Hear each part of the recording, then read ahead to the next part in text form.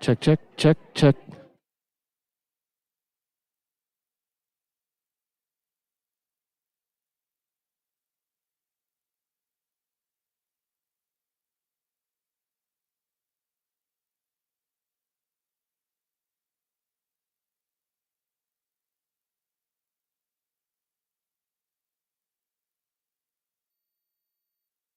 My name is Rose. This microphone won't project, it's just for the recording, so don't be alarmed if it's not projecting.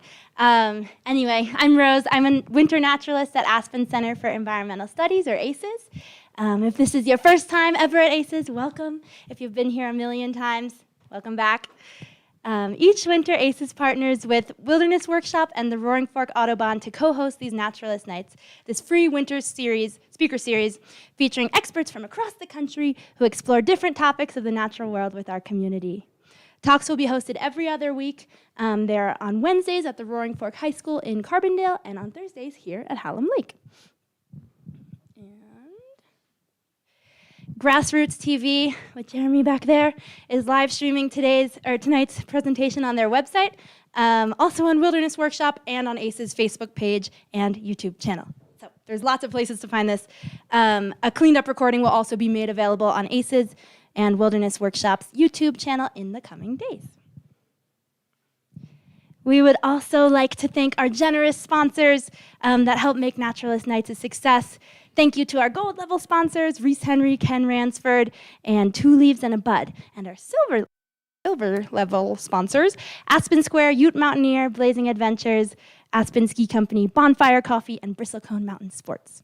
These businesses provide financial and in-kind donations that make Naturalist Nights possible, including the cookies and tea that you're eating and drinking right now. We hope you'll also join us here next Wednesday for our Potbelly Perspectives talk, which is called Surviving Shivling with Chris Warner. And then in 2 weeks for our next Naturalist Night, also here, Born to be Wild, the Ecological Benefits of Wild and Scenic Rivers with Jennifer Black. And now I'm super excited to introduce tonight's speaker, Taylor Raby. I myself am a naturalist who's generally inquisitive, and also I lead these daily educational snowshoe tours, which you can totally ask me about after the talk. And I've been super curious about all things wolves, especially this year in Colorado.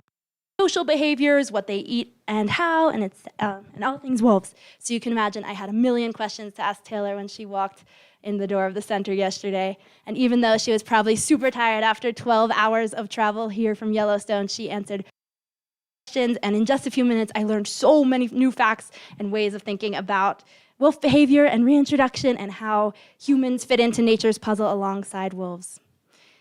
Taylor was born and raised in Northeast Ohio, and she graduated in 2018 from The Ohio State University with a zoology degree and spent time doing conservation work in South Africa before moving out west to Yellowstone National Park.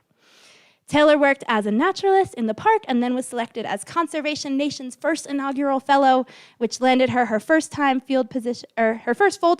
field position with the Yellowstone Wolf Project. She has been observing and studying gray wolves for the last 5 years, and tonight Taylor is here to share some stories about her experiences with Yellowstone's wolves. And I'm so excited. So, please remember to hold your questions until the end of the presentation. We'll have time for a few questions. And yeah, thank you so much for your attention, and please welcome Taylor Raby.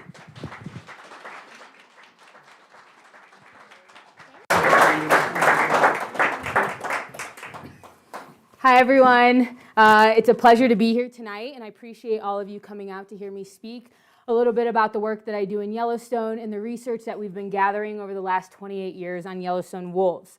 Beforehand, I just want to let you guys know that there are going to be a few graphic slides in my presentation. I will try to do my best to remember to give a little heads up if you want to close your eyes or look away before those come up. But thanks again, and I hope you enjoy. All of the videos and photos, except for a couple, are mine that I've taken over the last 5 years in Yellowstone. This is just to kind of highlight that wolves are not always trying to eat elk when they're in the same area. So again, my name is Taylor Raby. I'm a biological science technician for the Yellowstone Wolf Project, and I've been working full-time for about 2 years now. But prior to being hired on full-time, I volunteered for about 3.5 years for free. So now I just get paid. So Yellowstone, the park is at the core of the greater Yellowstone ecosystem, which is a 20 million acre expanse of wildlands made up of public and private lands spread over Idaho, Montana, and Wyoming. This ecosystem is a renowned map of wildlife, greatest areas of geothermal activity on the planet. It also happens to be the most reliable place in the entire world to see wild wolves. This is something I always like to start my presentation off with, something we all know and love and are very familiar with. So people are attracted to the big, sexy megafauna, grizzly bears, mountain lions, wolves. But wolves have become a huge reason that people visit Yellowstone National Park. They've become loved by people from all over the world, but not without pushback. I like to show a comparison between wolves and dogs. Dogs are something we all enjoy spending time with. A lot of us own them, and dogs are just big domesticated wolves.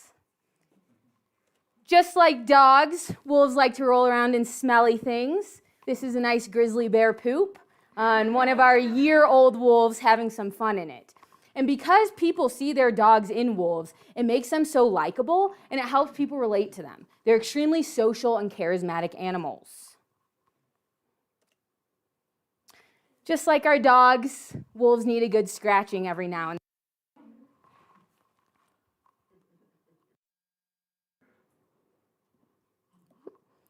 And wolves also enjoy toys. Wolves are cooperative breeders, and these wolves are bringing presents to and from the new puppies, even if they aren't their own. So just like our pet dogs, wolves love bones and antlers and tree branches, bark, all kinds of things. These are toys in the wild. And so these wolves that are bringing toys back to their puppies are not the mother wolves. These are mostly big sisters from the Molly's pack. Wolves love a good game of tug of war. So these are some puppies from the Lupin Creek pack. They were about 7 months old at the time. They had killed a bighorn sheep, and they played with this piece of skin for about 3 months every time they walked by the area.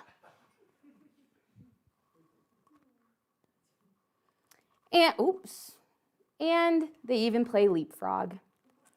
So these behaviors are something that we have the opportunity to observe and share with people from all over the world. This is one of the reasons that people have fallen in love with wolves, myself included. But this hasn't always been the case, and wolves still cause extreme controversy. And although wolves are liked a lot better now, some people still hate them. They always have, and they probably always will. So in the early 1900s, wolves were eradicated from the western part of the United States. The last Yellowstone wolf was shot and killed in 1926. This was a common occurrence, and the political pool that wolves have on the West is still very prominent, as I'm sure you all know. Wolves were vilified in the media then, and they're still vilified in the media now. Little Red Riding Hood, the Three Little Pigs, Beauty and the Beast, they're trying to eat her dad, right? And Frozen, they're trying to eat them. And so the media continues to paint wolves in a very negative light. In 1995 and 1996, Doug Smith, the former lead wolf biologist for the Yellowstone Wolf Project, helped reintroduce the first set of wolves into Yellowstone National Park. From 1995 to 1996, we brought down 31 wolves from Canada, and we put them into acclimation pens, which were 1 acre in size, for about 10 weeks.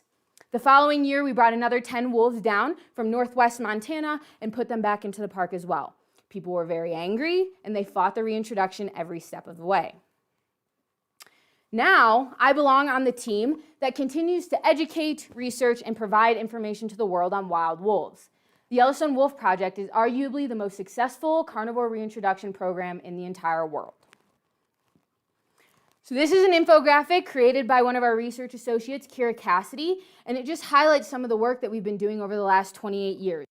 Visited over 6,000 carcasses, have done over 1,700 aerial flights, have collared over 450 individual wolves, have hiked over 20,000 miles, and have over 113 scientific publications.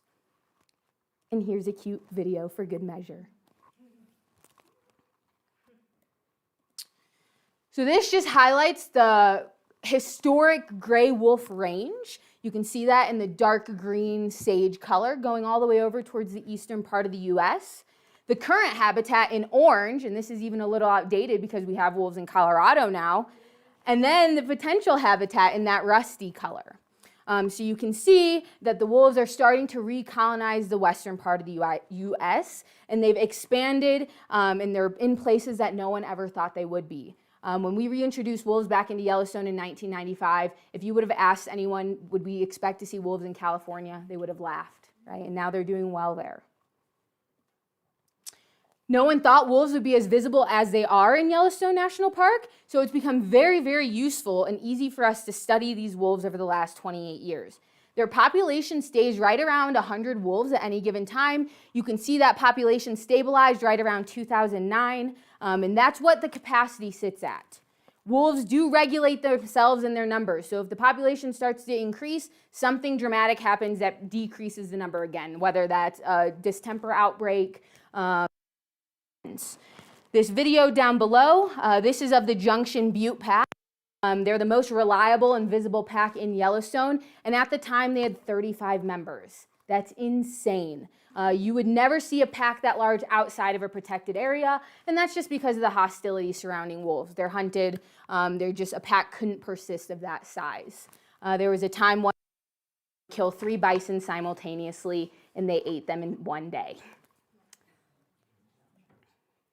So right now we have about 120 wolves in the park, give or take, and that's between about 10 different packs, 5 of them being up on the northern range, which I'll talk about a little bit more, but that's where I spend a majority of my time. This is a current up-to-date Yellowstone Pack Map, an aerial map, so these are locations we get from our plane, and our wolves typically have home ranges from about 150 to 300 square miles. Some are bigger, some are smaller.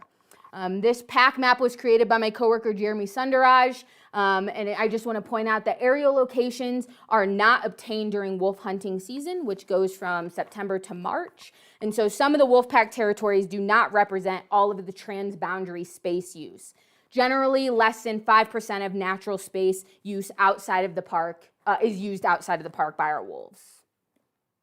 So this is a polygon of the northern range. The black road there is the road that most people who are trying to see wolves and wildlife are driving on from Gardner, Montana, all the way over to the northeast in Cook City, Montana.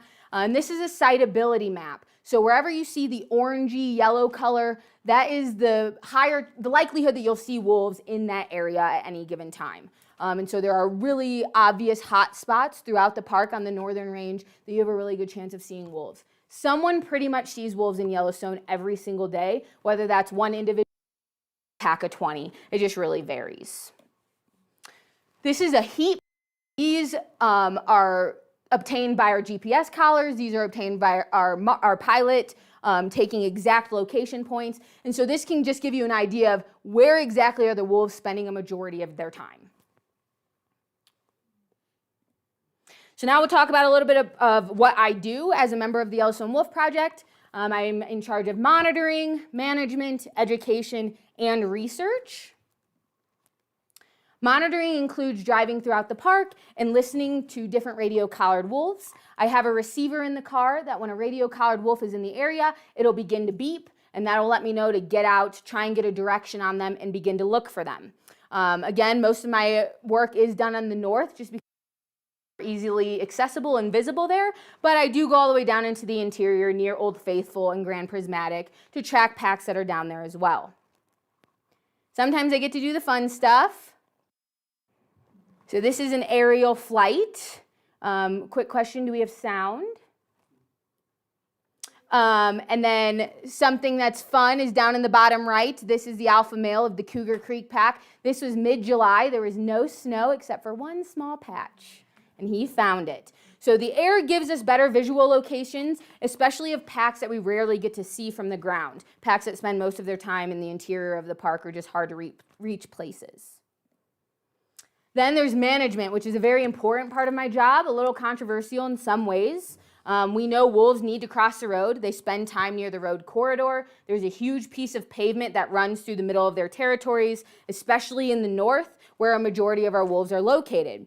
However, there are proper ways for the wolves to behave around the road, and one of our jobs is making sure that the wolves are behaving properly and that people are behaving properly. We get about 5 million visitors to the park every year. So we're dealing with a lot of human-wolf interactions. Wolves are bound to have some type of interactions with people, but our goal is to minimize those impacts that they have on the specific wolf after they're occurring. So the wolf is as close as it looks to these people. They could have reached out and touched it. At the time, this wolf was about 8 to 9 months old, so it's still young, still very curious. That same day, he stole a photographer's tripod, like a giant stick. You can see in the bottom, he's play bowing. This isn't something that wolves do for fun. This is a predatory behavior. It looks, from the outside, it looks really cute and funny, but this was just the beginning of a long few months for us where we spent hundreds of hours hazing this individual, both bear management, law enforcement, Wolf Project. This wolf was very, very poorly behaved. A few weeks later, this wolf we called Tripod followed one of our raven biologists into the backcountry at very, very close distance. Our biologist was clapping hands, throwing rocks at the wolf. It didn't leave until it got a can of bear spray in the face. We then made the decision we're going to lethally remove this wolf from the park.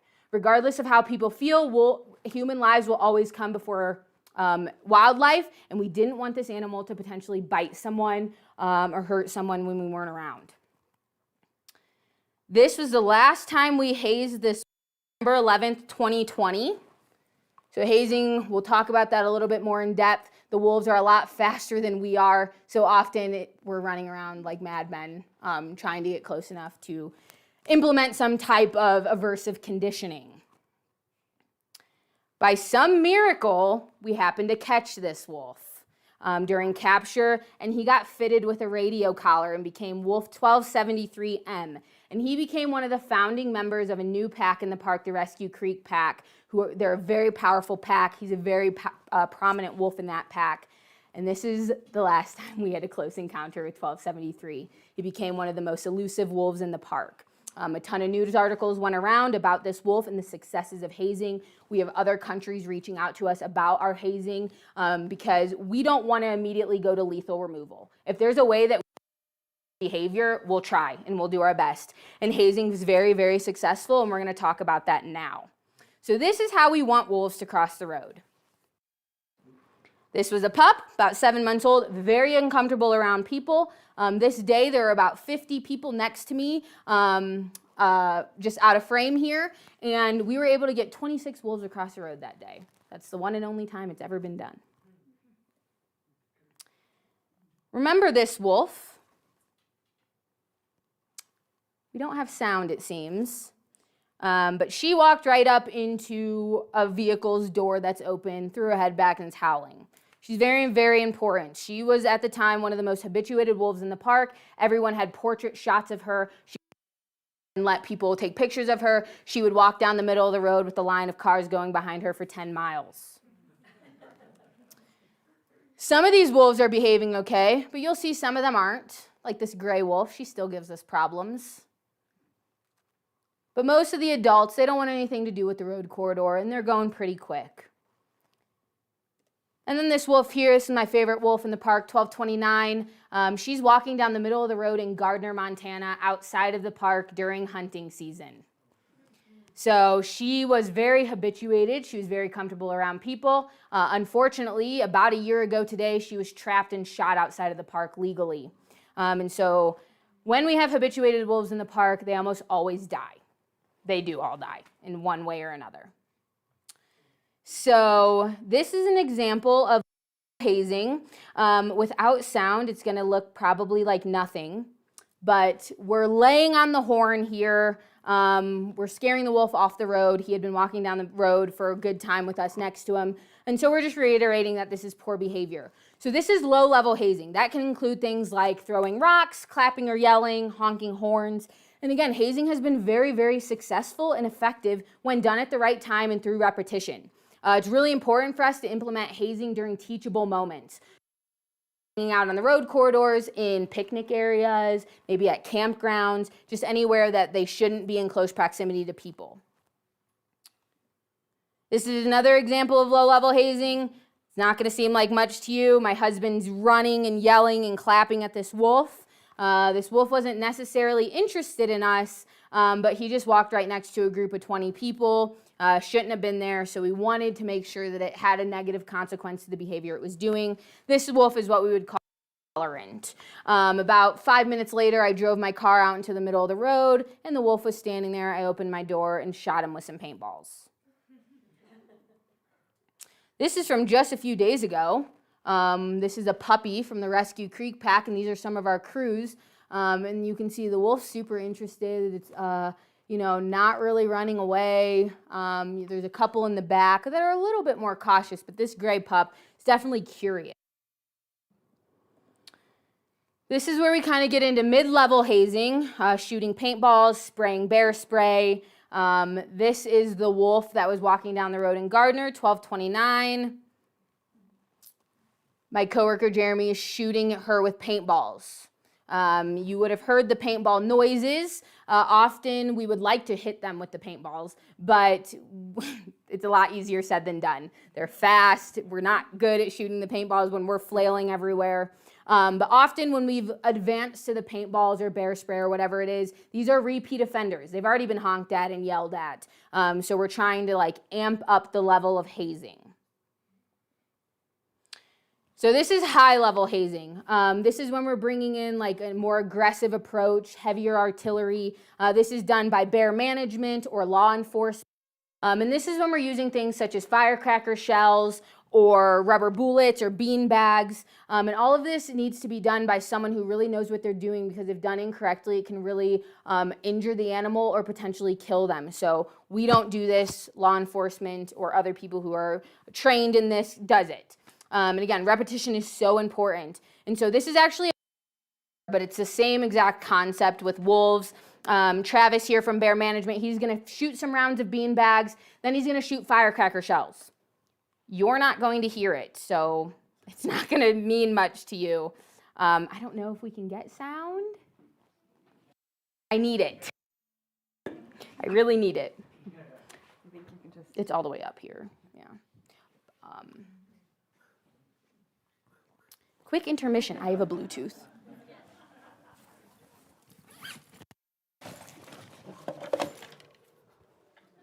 Ooh.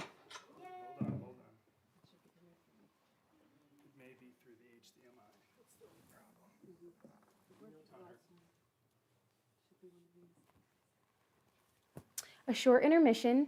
I do need sound because I have a really cool bioacoustic study we're working on, and you'll want to hear the howling.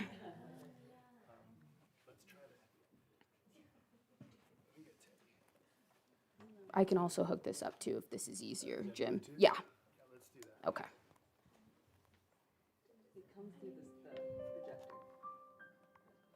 Discovering your device is connected. Yeah. Your Instagram is the best. Thank you.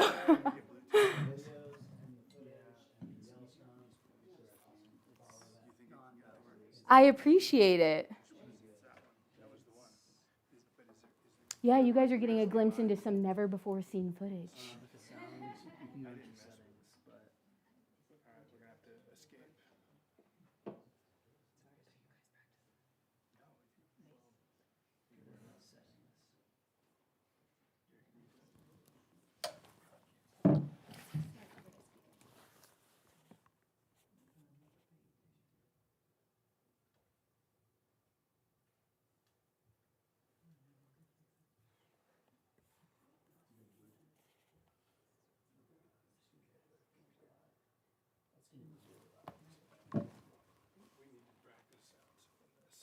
Your device is disconnected.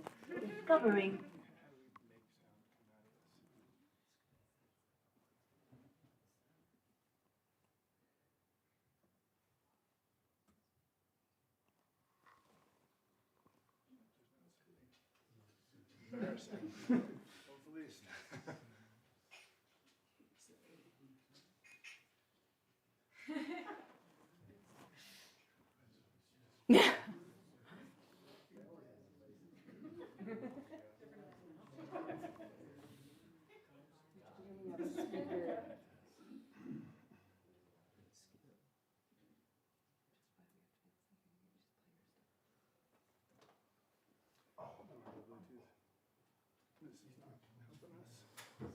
Yeah, I think this Bluetooth will be good enough.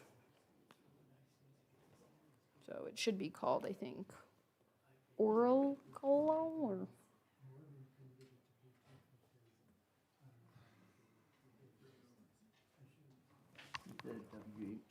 No, it should be, that's what should pop up.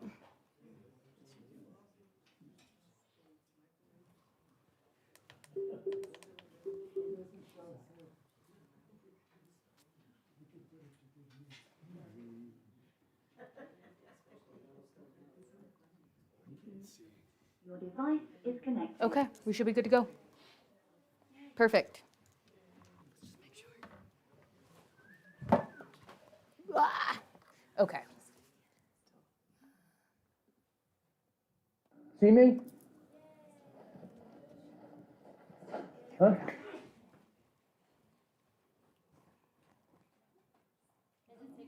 Okay.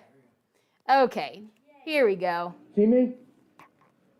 So shooting beanbags. Huh? Hey! Hey! Hey! Go! Hey! Hey! Hey!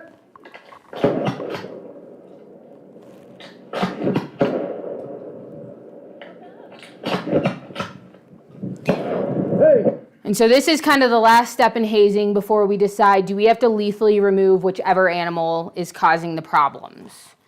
We've only ever had to lethally remove park, one in 2009, one in 2011, and these wolves had most certainly been fed human food. They were panhandling, they would jump up on car doors trying to get snacks, they would rip into people's packs, try to eat whatever was in there, and so the habituation can lead to things like this. These are two wolf puppies that were hit simultaneously in the middle of the road. It's hard enough to hit one wolf, let alone two. So they were almost certainly playing in the middle of the road. A car came and hit them. It was a hit and run. We ended up catching the guy who hit him. But this is kind of the thing that we're trying to prevent when we're keeping the wolves away from humans. It's not because I'm worried about what they're going to do to you, but it's because we care about them. We want to keep them alive for as long as we can. 2 summers ago now, I got a Facebook message at 3 a.m. telling me that they saw a wolf get hit by a car. Remember that wolf that was howling in the middle of the road? This is her. I didn't need to ask for a description of the wolf because I already knew. The next day, my coworker Jeremy and I, we drove down to the middle of the park, and her collar was on mortality. When a radio collar shifts to mortality, it means they haven't moved for 12 or more hours. So we knew she was dead. So we went around and we did some hiking, and we're like, okay, we'll come pick her up on the way back. We got out of the car, we're tracking her, we could see where she was hitting the road. This is what we found. She was not dead. This is the most horrific thing I have ever seen. And when you spend as much time as myself and some of my colleagues do watching wolves, you can't help but become very fond of them. And so I know her story. I feel for her when I see her like this. And we didn't know what to do, so we called Doug Smith. We say, what do we do? He says, I have no idea. I don't know. So try to get her up. If a wolf has one broken leg, they've survived that. We've seen that many times. So she let us poke her with a stick. We're trying to get her up. She can't move. You can't help but feel for her. And so we did make the decision to euthanize her.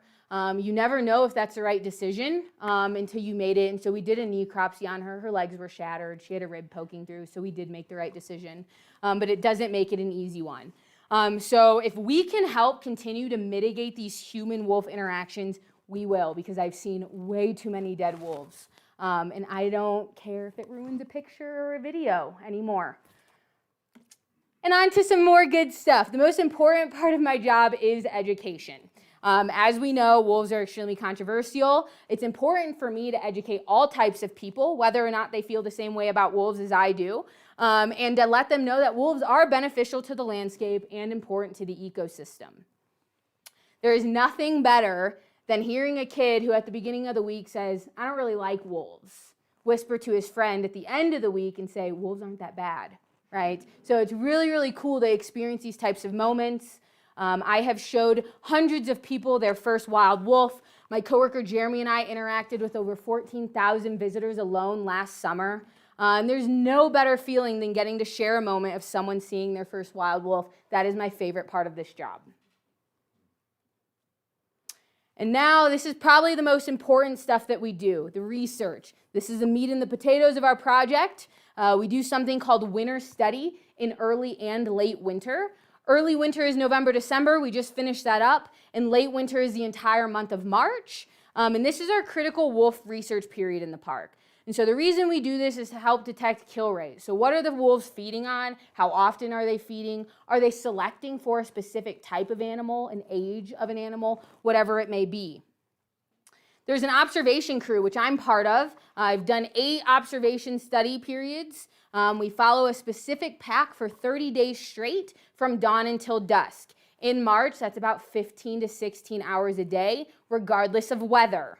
Some days it's negative 20 degrees, and we're sitting outside. There's no warming up. There's no taking a break. You sit there all day long, even if the wolves are sleeping, even if you don't see your wolves. We record all behaviors, all observations that we see, hunting, sleeping, playing, feeding, whatever it may be. And we also interact with a lot of the general public this time of year. It's exhausting, as I'm sure you know. We get to go to carcasses, we fill out a ton of paperwork, and we just try to keep our wolves in view for as many hours as we can, even if that means hiking up onto a butte miles off the road. During our winter study in November, December, we do our first round of capture. So this is usually mid-December. And if we're lucky, the observation crew does get to go out and help with that. We get to help process our wolves. We'll be weighing the wolves, collecting samples such as nasal swabs, ocular swabs, fecal swabs. We'll measure their teeth and their body, and then they'll get fitted with a radio collar. And so we try to collar about 30% of our population. This is an example of weighing a wolf. It's a lot harder than it looks. So it's about 120 pounds of dead weight. Here's some more photos from our capture. We're taking pictures of dentition. We'll use those in future references. What if we capture the wolf again? How has the teeth changed? They'll get fitted with collars. And for me, it's really exciting to do capture because often I'm watching these wolves from 5 to 6 miles away and I can recognize them at that distance. So it's even cooler to get to see them up close, to really see their features and just get to spend time with an animal that I've come to love. So Doug Smith in the middle, he's getting ready to fit a collar. Our biologists have mastered the craft of fitting a wolf with a radio collar. You don't want it to be too tight, you don't want it to be too loose. So it is a skill to be able to get it on perfectly. And it only makes sense to discuss cluster crew after capture because we use our radio collars that we put out for clusters. So the cluster crew, they're in charge of hiking out to all of our different cluster sites. They're hardcore, hiking hundreds of miles in just a 30-day period, sometimes in 5 feet of snow, deep in the backcountry. There is no amount of money you could pay me to do this. None. This is an example of a GPS cluster. You can see all of these points from one of our collared wolves. A cluster is when 2 or more points are in a certain area. Points are taken every hour during our winter study. Why are wolves in an area for a long period of time? What are they doing? Or, exactly, eating or sleeping. So if you're on cluster crew, you're going to either be hiking into a bed site or a kill site. If you're hiking into a kill site, we're going to collect 3 samples. What are we collecting? If we want to know the age of the animal, what are we going to take? Yeah, we're going to pull an I1, one of the incisors. Teeth have rings on them like a tree, and so that's going to the animal. If we want to know the condition of the animal, was it healthy or not, what are we taking? Nope. Bone marrow, exactly. So we're going to cut open the femur and take a sample of the bone marrow. And then we'll also take from elk the metatarsus, which is the back foot bone, and that's the last bone to develop in utero or in the womb. And so that'll tell us, is there any type of stunted growth? Is there a reason the wolf selected for this specific animal? So this is what a kill site might look like when you go to it. Up in the top right, that's going to be more of a scavenge. Everything's going to still kind of be there. It might be tucked underneath a log. But often when wolves do actually make a kill, it looks like a bomb went off. So a leg might be 2 miles over there. The skull's a mile over there. You might just find a rumen pile, the stomach contents like in the bottom left. So every kill site looks different. These are some examples of the mandible, the lower jawbone. You can see in the top left, that was from a really old individual, missing teeth. The teeth are super worn down. But compared to the elk down in the bottom right, that's a calf. So super healthy, super young. Its back molar hasn't even erupted yet.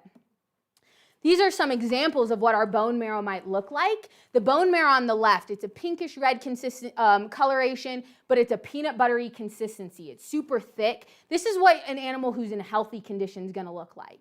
But then you might get something like in the middle where it's super pink, and that's going to be gelatinous. It's going to be gooey.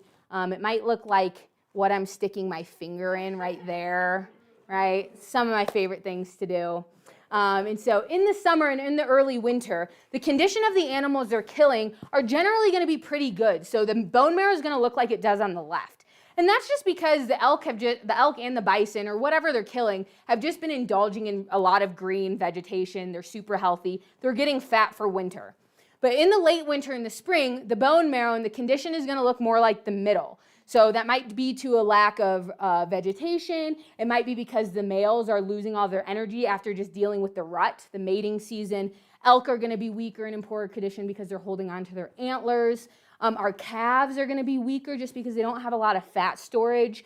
And they're smaller, and it's harder for them to efficiently travel through deep snow. And so the condition varies.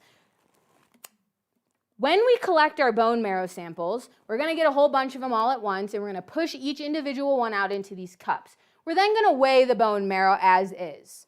We'll then put it into an oven for a couple of weeks, and we'll dry it out. And based on the fat content in the marrow, that's going to tell us what type of animals the wolves are generally selecting for, healthy or sick, weak, injured, whatever it may be. This isn't graphic. Although wolves are predators and they do hunt ungulates, they're very poor hunters. They're only successful about 15% of the time at making a kill. So you're going to see this collared wolf hanging off the back of one of our collared elk. It's just a coincidence. They both happen to be radio collared. So this pack, they do kill this elk. It doesn't show it in the video.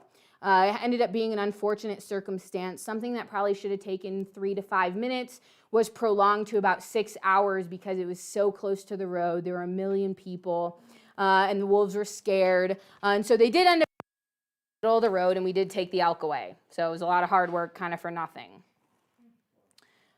But the wolves will sift through herds to try and find one that's weak enough for them to take. So this is a little bag. The elk are going to try and stomp. They'll also try and horn them. You can see the wolves are being kicked the entire time. They actually don't kill one of these bulls, but when I do share things on social media, I'm sure you can imagine I get the comments that are like, why don't you show the real ending? This is the real ending. They ran away. So the wolves, I have only probably seen 10 kills, actually visualize them in the last 5 years, so it's very rare to see it.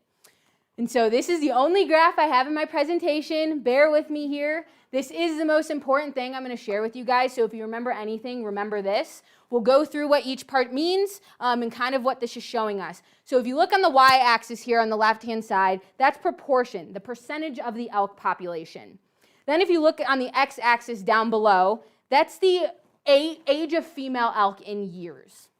So the yellow bars, that's the age of the elk in the park. If you're just looking at it, you can see that a majority of the elk are younger, under the age of 10. The gray bars on the right-hand side, that's the age of the elk when killed by wolves. Okay? The blue line shows that as the age of the elk increases, the likelihood that wolves kill them increases.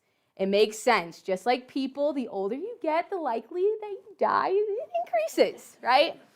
And then the pink line, that shows that you're less likely to survive as an elk if you're over the age of 12, okay?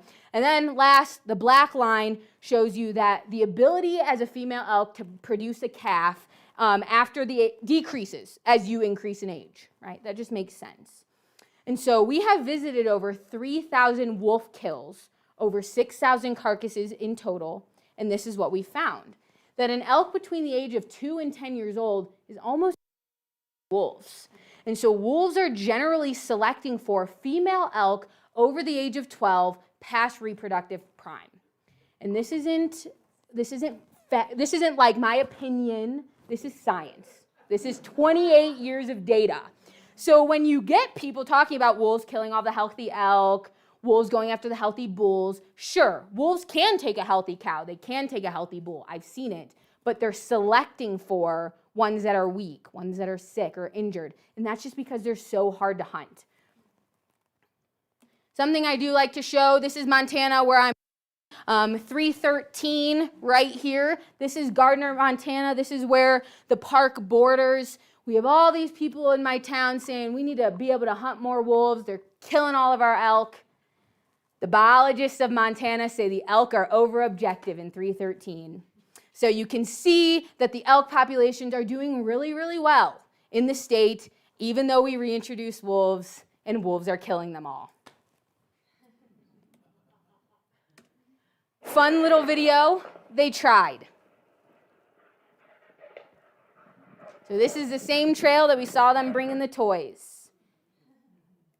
And when we have wolves, we have scavengers. Wolves can consume about 20 pounds per sitting, but they're not the only thing consuming carcasses. Food comes with scavengers.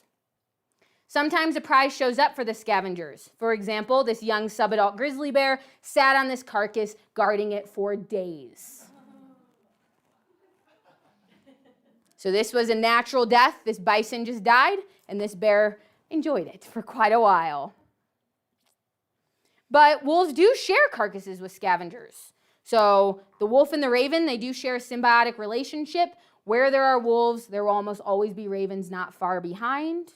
But sharing carcasses with apex predators can be dangerous. So one of our collared wolves is going to come in, kick this bear off. It's awesome that we get to document these types of interactions, right? We see this all summer long. This is one of my favorite videos ever. Yellowstone's unique in that we get to watch these interactions unfold. Keep an eye on this gray wolf. It's a yearling, a 1-year-old. Chasing this bear that probably weighs 200 more pounds. And then the bear kind of realizes, hey, why are you chasing me? I'm going to chase you. So we get to see these interactions all the time. A wolf-bear interaction is one of my favorite things to be able to observe. And then we see unique things like this. So this is 1229, my favorite. She found a bald eagle. She didn't really know what to do. So the bald eagle had a broken wing. We're not sure what happened to it. She thought it was a toy. And then you really get a sense of how big this bird is.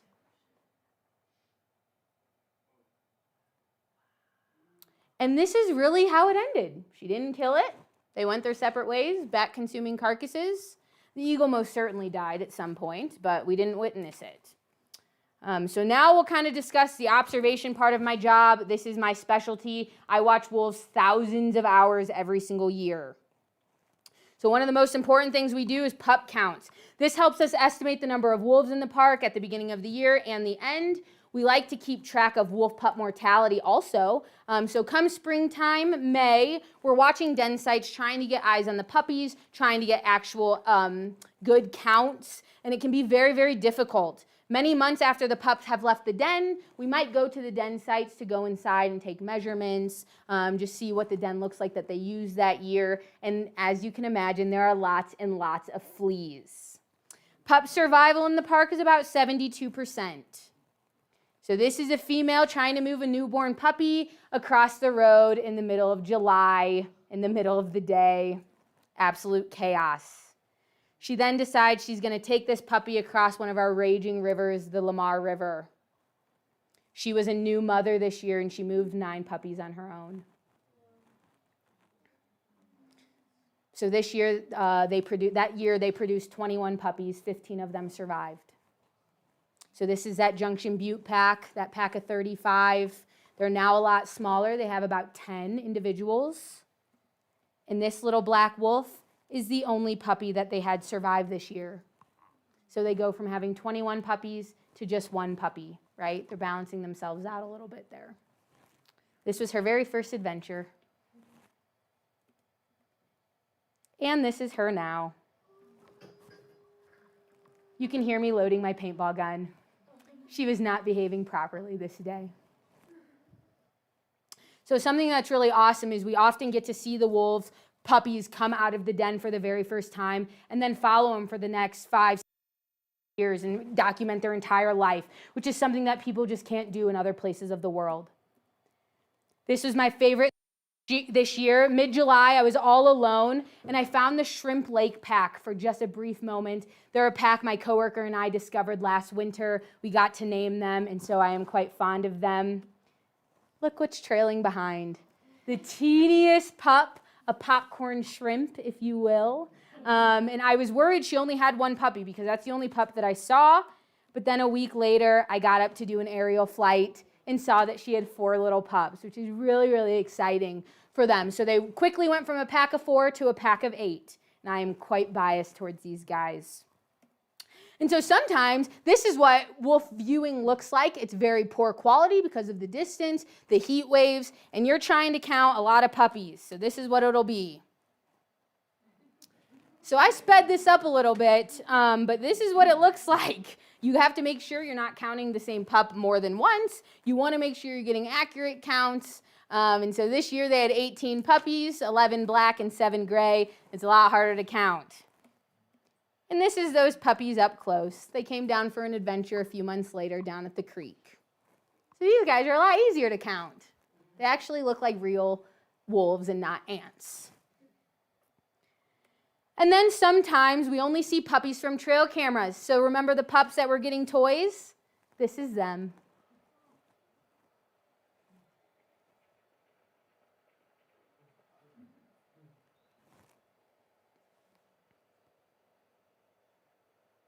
You can see Mom up in the background.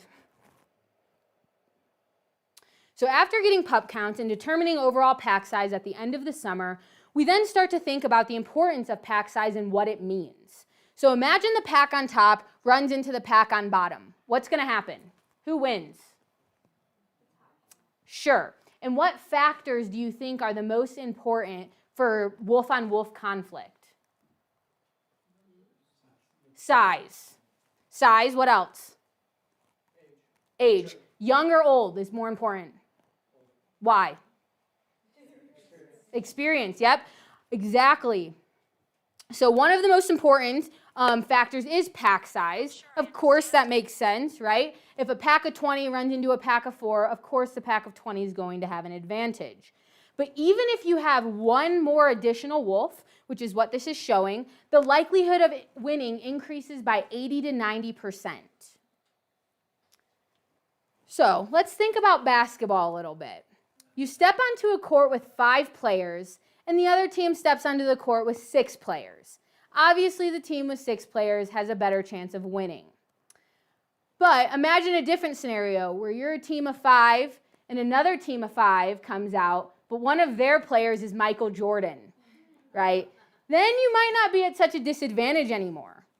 And that's because a pack with more elder wolves or wolves over the age of 6 years old, they have a higher chance of winning a wolf-on-wolf interaction. And it's just because of what you guys said, experience, right? And it might even be experience in that maybe they wouldn't even engage because they know better. They know they might not have a chance of winning, depending. So it's really important to have elder wolves in the pack. Pack size also matters for things like hunting, not just territorial conflicts, but only up to a point. So if you look at the graph, the odds of a wolf pack successfully killing an elk is highest right around 4 to 5 wolves. But after that, it starts to decline. And we basically think of this as like too many cooks in the kitchen, right? So if you have a hunting group that's bigger than 5, more times than not, a lot of those are puppies. And the puppies are awful hunters. All they do is add chaos and distractions, and they are not helpful at all. They're just useless. And they just cause a lot more trouble for the adults. So pack size is really important for a lot of different things, though. And so We'll talk about cause of death a little bit. Does anyone know the leading cause of death for wolves in the park? They're protected. Yeah, wolves. Wolf-on-wolf conflict, exactly. And so anyone have an idea of how old our oldest wolf is right now? She's 10 years old. What do you guys think the average age of wolves are in Yellowstone? Yeah, about 4.5, yep. And so we're dealing with things like disease. So you can see in the top 2 photos, that's sarcoptic mange. It's a mite that makes the wolves super itchy. They'll pull out all of their fur. If you're a wolf in Yellowstone, it's negative 30 degrees outside, you have no fur, you're going to die. We see distemper virus come through the park, parvovirus, wolf-on-wolf conflict, like in the top right and the bottom right. We do have human harvest hunting outside of the park. And then prey, a kick from a bison or an elk can be a death sentence for wolves. This gray wolf here is 907. She's our oldest wolf in Yellowstone at a ripe 10.5 years old. She's quite gnarly looking up close. But something that's cool about her is in the last 28 years, she's produced the most litters of pups in Yellowstone wolf history. So she's had 8 litters of puppies. She's 10.5, yep. So you can see her a little bit better here. You can see her missing eye. She's definitely not the cutest wolf I've ever seen. But she eats very well. She's very plump. When we captured her, she weighed 119 pounds. Female wolves typically weigh 80 to 100. So she's doing very well for herself. She is the queen. And then this is the second oldest wolf in the park. This is 1090 from the Molly's pack. She's 9.5 years old. But you can see, just like people with age, she's graying in color. So she's getting that silvery coat, arguably one of the most beautiful wolves I've seen. This is another look at her in her coat. So she's very beautiful. Some wolves, when they get old, don't. So it varies, just like humans. So we talked about wolf-on-wolf conflict being the leading cause of death. Sometimes, well, so this gray wolf is a wolf from the most remote pack in the lower 48 states, the Hawks Rest Pack, and he found this female. She liked him. Lots of flirting.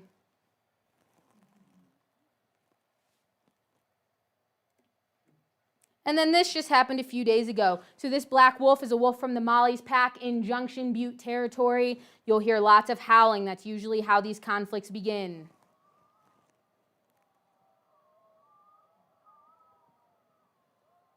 He's scared, and he should be. So Junction Butte, they're coming in. They all cross the road. When these conflicts happen, they happen to meet up with some of the Mollies who they knew, and it was a little reunion. It's not always the case. We often do see fatalities from this. But this day was lucky. Lots of wagging tails.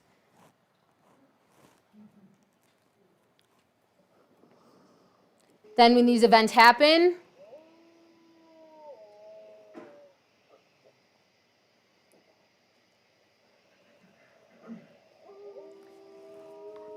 because it's so chaotic, wolves get split up. They're separated from their packs, still lots of howling. And so again, this day did end with nothing, no fatalities, no injuries, and they quickly got back together, but then they all immediately leave the area as quickly as they can. But this was something unique that we got to watch. So this wolf here, this is the wolf they're attacking. Oh no, sorry. So it quickly becomes a mob mentality. Minutes before that, he was flirting with the breeding female. She was averting her tail for him. She wanted to breed him. All the girls were loving him. Then one of the other males came in, and everyone's switch flipped. They all became super aggressive. Something that's really interesting about this interaction is the wolf that's being attacked, he actually kicks out their alpha male, and he took over this pack, and he now runs this pack.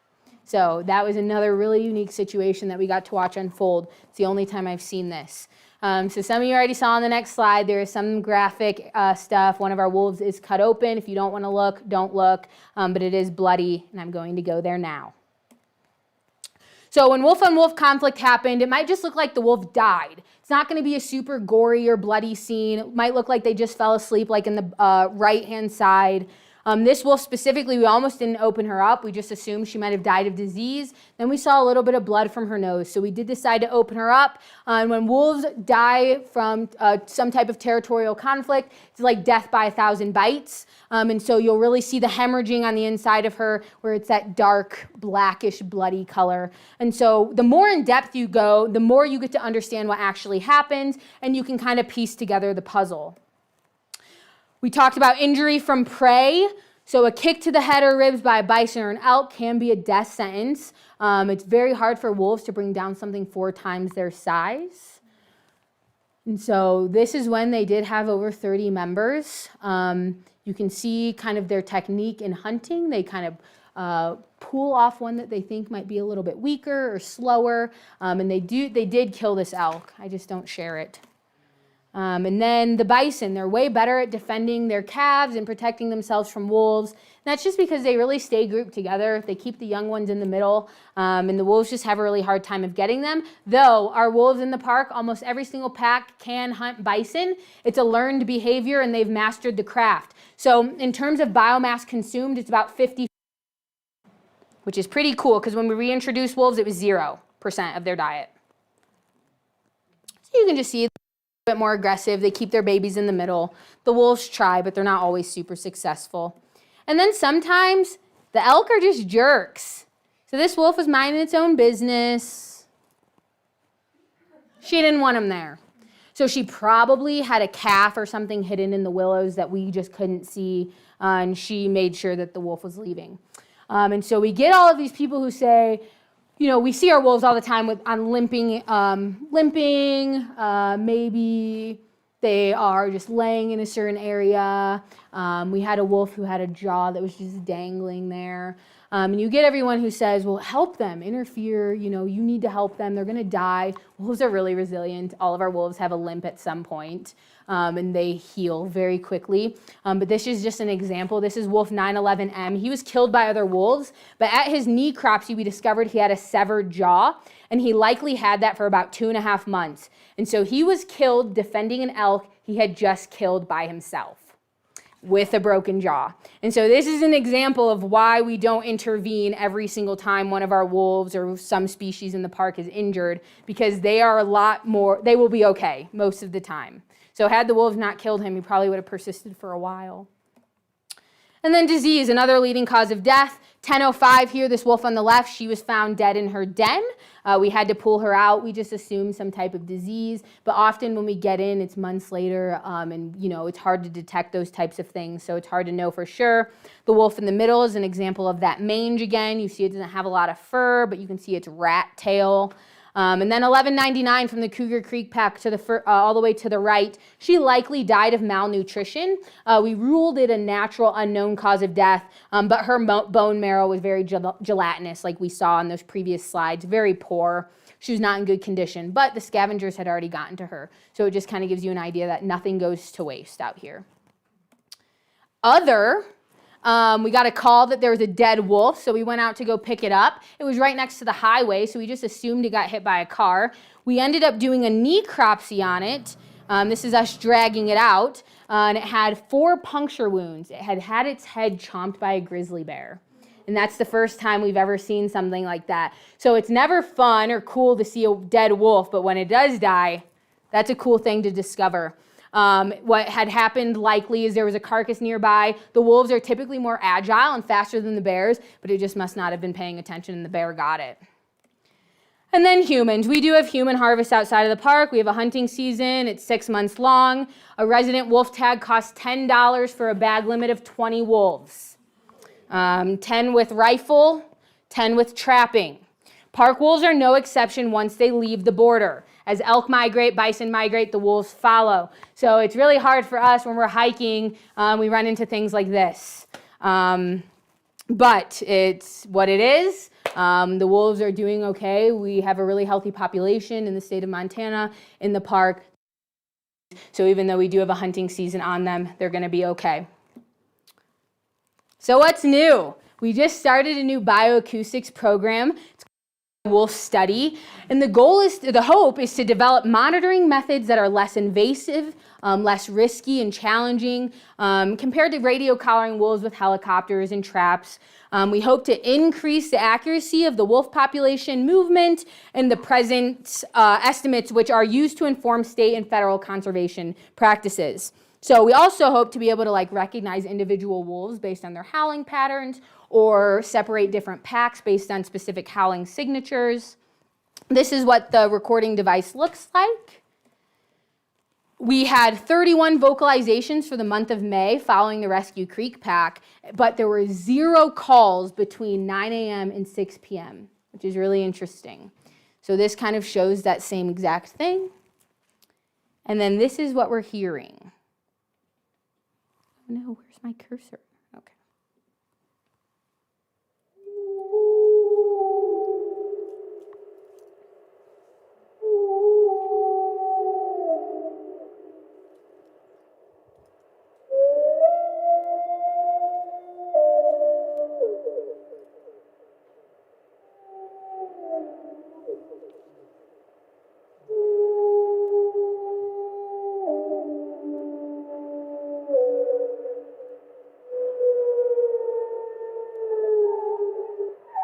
Puppies.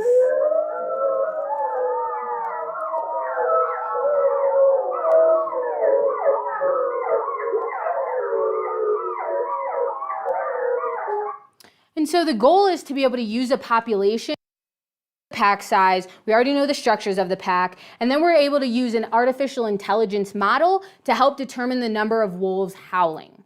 So that could be groundbreaking in terms of population estimates throughout the states. And this is just a series of howling from this specific pack that we're going to try to follow for the entire year. So each device is out for about 34 days, and these are all of our howling events that were captured over that month. This is going to highlight what it might sound like if you have interactions between different wolves. So just imagine what it would look like if your dogs were doing this and making these sounds.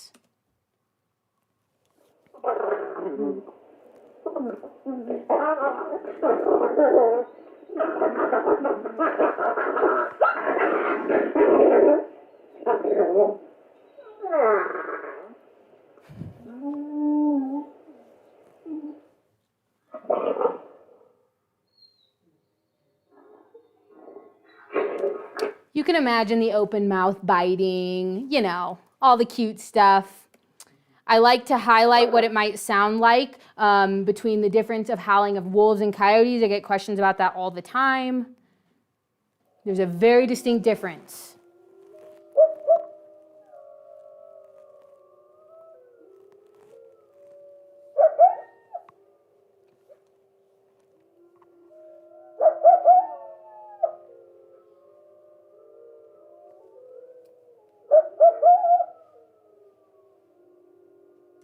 You can hear the coyotes have a lot higher pitch. They're a bit more yippy. The wolves are super deep and soulful. This is what it sounds like and looks like when a grizzly bear reaches one of our recording devices and pulls out all of the batteries.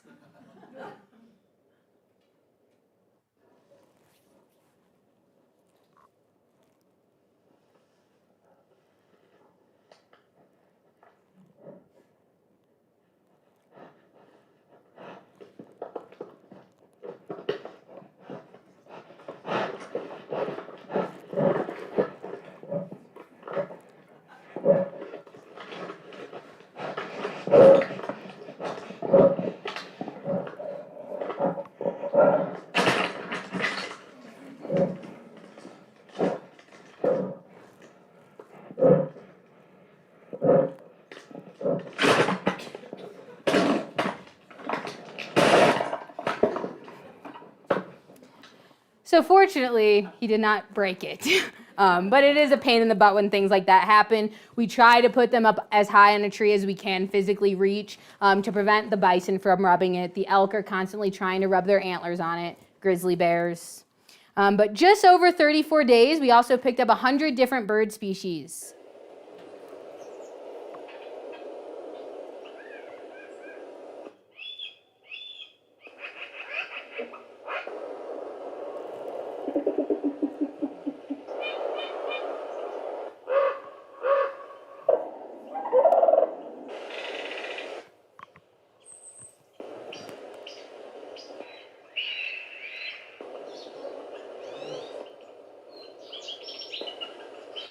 So what now? Where do we go next, right? Wolves are doing really, really well. They've recolonized most of the western part of the U.S. Wolves were reintroduced here this year, something that's exciting. The first wolf that produced puppies in Colorado a few years ago was our wolf, 1084, from the Snake River Pack.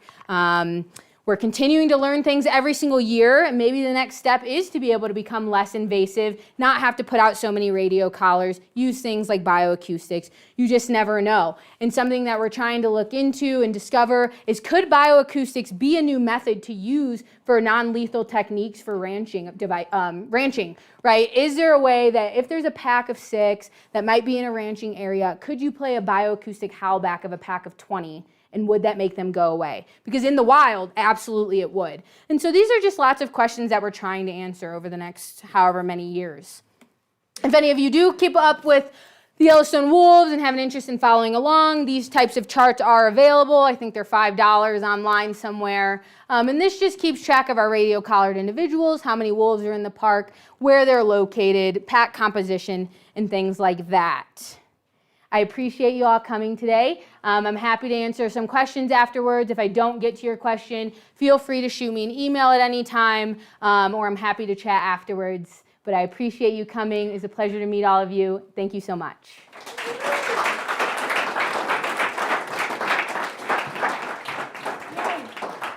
Good work. Amazing presentation. I feel like it's one thing to kind of read about wolves, but then to see and hear their behaviors and habits is just so cool. So thank you.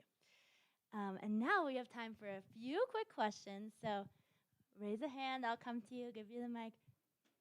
See one right there. Thank you, Taylor. Awesome.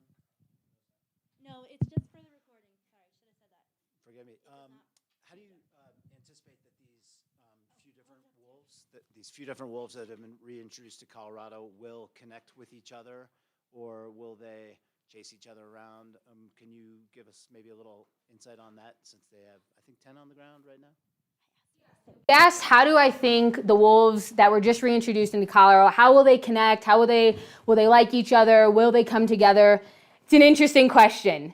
So obviously the Colorado wolf reintroduction is very different than the Yellowstone one in that it's a hard launch. We put ours in pens first. The wolves, they know where each other are, definitely through scent, right? Whether or not they're going to be, they're picky, right? So yes, in theory, they will meet up, they will be fond of each other, they will spend time together. You'll start to see these little satellite packs form. That's the goal. But you never know what's gonna happen. We have a lot of dispersing wolves in Yellowstone right now. We'll see a male and a female come together, and then they'll never be together again. They just didn't like each other, they weren't compatible. So it's really hard to know what's gonna happen. They might wander around for a little bit. They might run into other wolves that we didn't necessarily know were here. So anything could happen. Yeah, it's hard to say. Good question.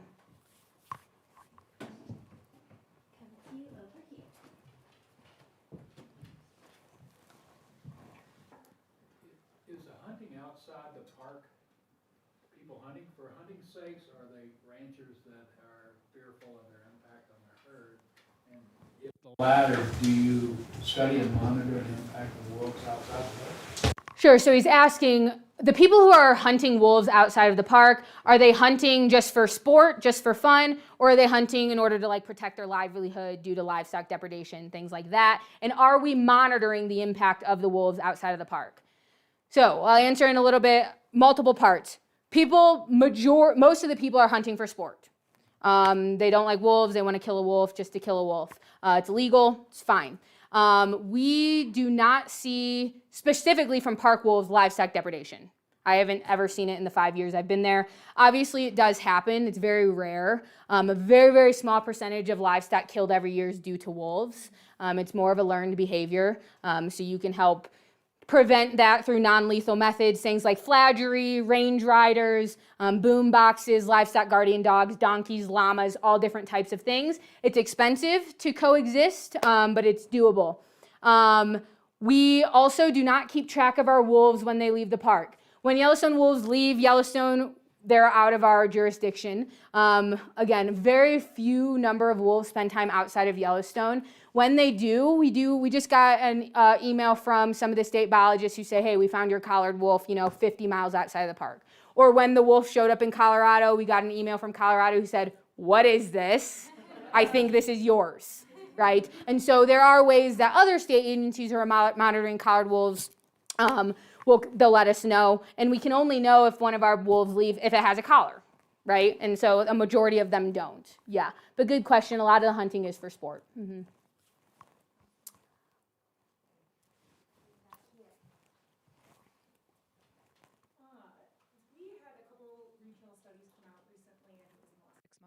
Showing our game herds shifting population demographics over the last decade, having to do with climate change, having to do with reduction in movable space, highways, as well as impact of tourism and what is the technical term? The non-consumptive uses of public spaces, leading to certain degradations and more people in the backcountry, driving a lot of our prey animals, a lot of our game animals onto private lands, and thus the importance of our large swaths of privately owned properties, thus creating potentially some conflict. I was wondering if in the park, do you guys ever look at overlays of prey or game populations overlaid with wolf populations? Like, do they follow the herds?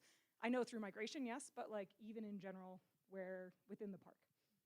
Yeah, so it's really, I don't know if I can repeat her question necessarily.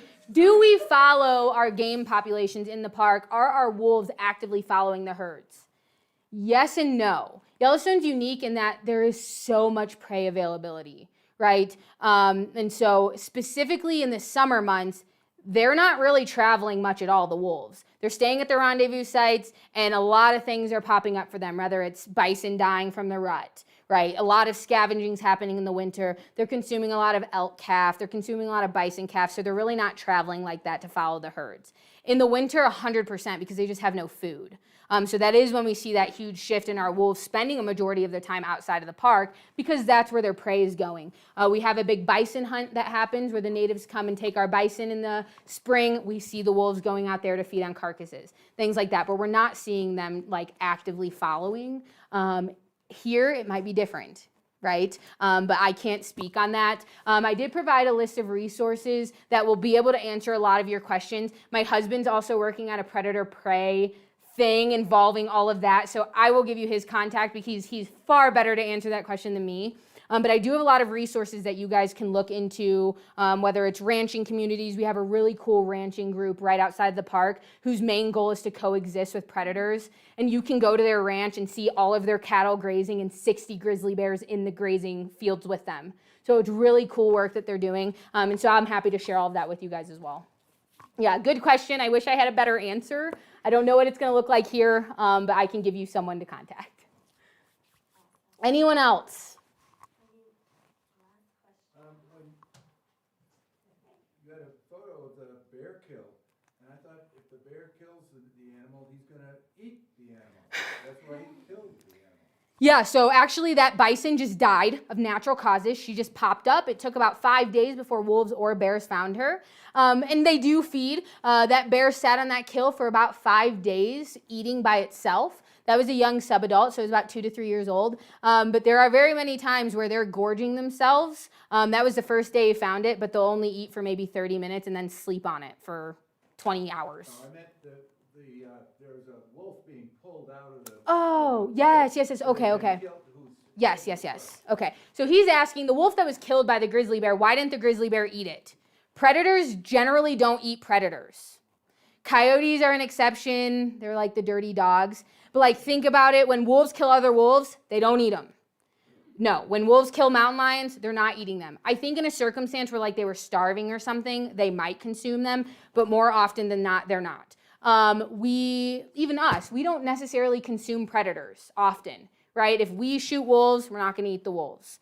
If you shoot mountain lions, some people do eat the mountain lions, but majority don't. And that's just because they're super lean. They're not going to be good eating. They're eating other dead things. They're just gross.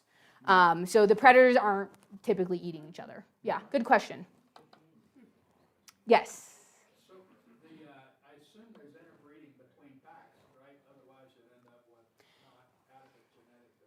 Yeah, so there is no interbreeding. Wolves have a natural instinct to avoid breeding with one another. And so that's why we see all of this dispersal, right, to keep the genetics going.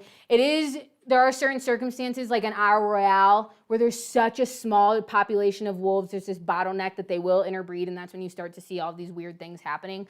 But we don't see it. They typically avoid it. I think even like their third cousins, like that's even too close, so they start to go. Yeah, good question.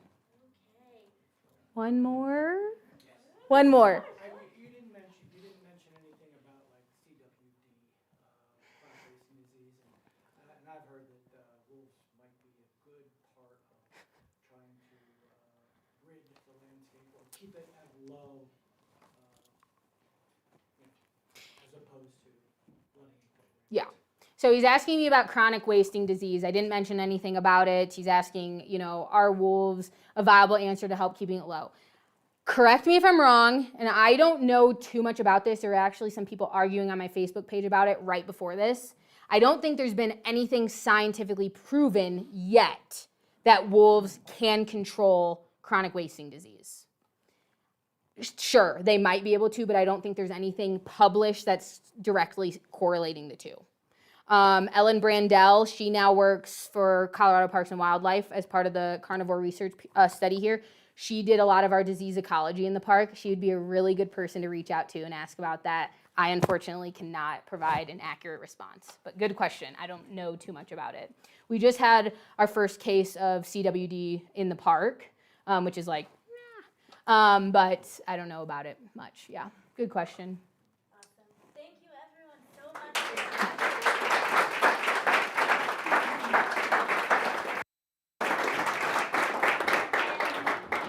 Real quick, did you guys know that this whole time there have been wolves in the room with you? We have 2 gray wolves over here, so you can check them out on your way out. And come back in 2 weeks on Wednesday, January 24th in Carbondale, and the 25th here at Lake